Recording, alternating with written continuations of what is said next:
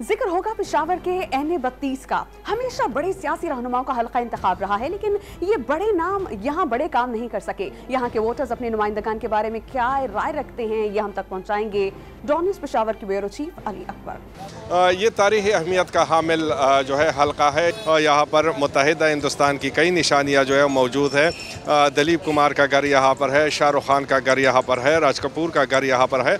खानों के हवाले से बड़ा मशहूर है। पाए चरसी टिक्का भी यहाँ पे मौजूद है। तो आज हम NA-32 के वोटर से बात करेंगे कि वो क्या सोचते हैं। क्या सोच है आपकी, क्या सोच के वोट देंगे? यार हम तो इस तरह के उम्मीदवार का चुनाव करेंगे ना जो आवाम की खिदमत करे। PTI का जो हुकूमत था उसमें हर बंदे का पास शनाख्ती कार्ड था। शनाख्ती कार्ड वो उसने सेहत कार्ड में तब्दील किया था। हर बंदे के जेब में 10 लाख रुपए थे ना। अभी तो जब गरीब बंदा इलाज के लिए इधर आते हैं इलाज अस्पताल में तो उसके पास तो पैसे नहीं होते। इसको वोट करेंगे। गुलाम बिलोर वोट देंगे इंशाल्लाह। PTI।